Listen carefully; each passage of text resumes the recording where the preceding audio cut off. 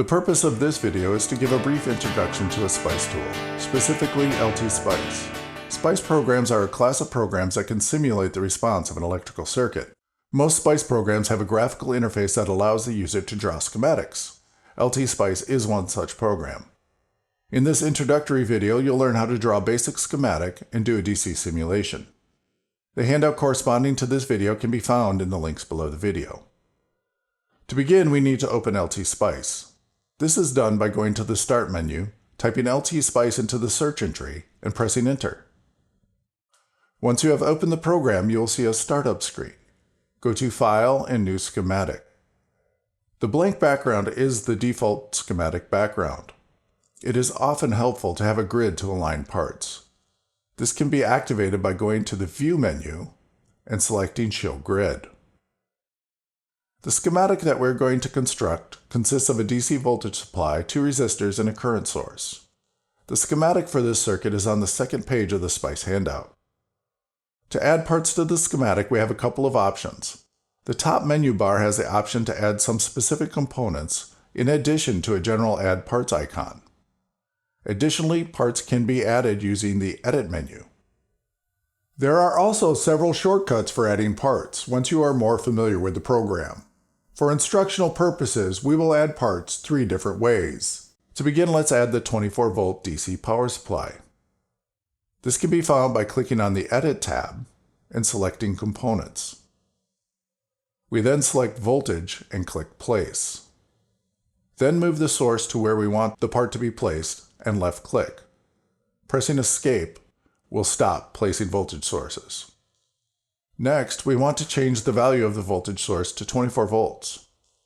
The value of the source can be modified by right-clicking on the part and entering the appropriate value in the DC value box. In this case, 24. Once you have clicked OK, you are ready to add the next part.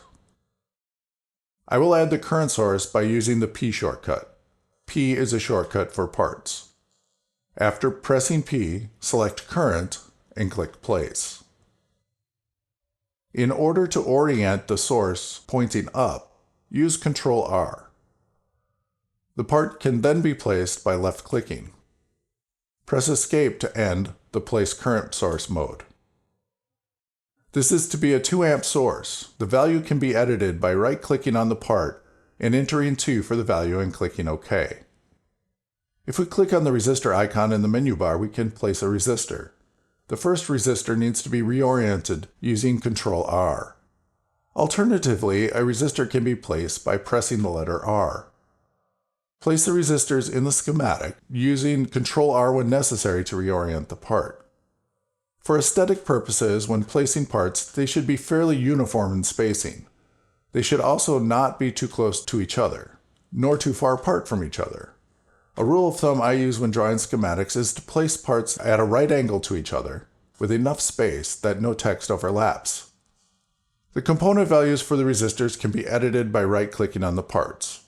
R1 should be changed to a resistance of 3 ohms, and R2 should be changed to 6 ohms. The last necessary part before wiring is the ground.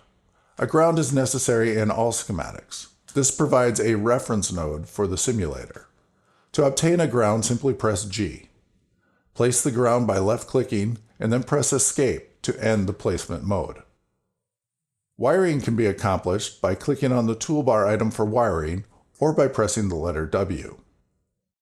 Once the wiring tool is selected, simply click on the part terminal and draw a line to connect the desired parts. To change direction of the wire while wiring, left-click the mouse. To end a particular line, click on the endpoint. Begin a new wire by clicking on the next component to be connected and click on the endpoint. Continue the process until all lines are drawn. Exit wiring mode by pressing Escape. Now that our schematic is drawn and all the component values are correct, the circuit is ready for simulation. For this circuit, we will find the DC bias point.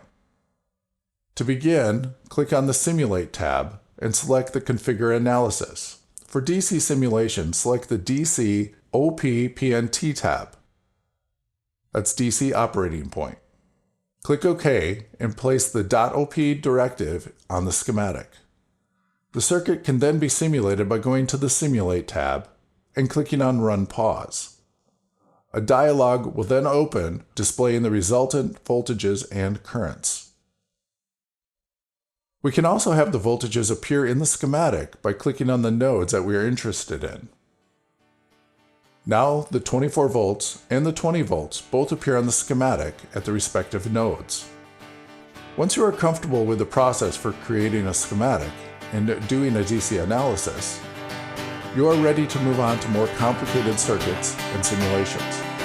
The next video will show you how to include a dependent source in your circuit.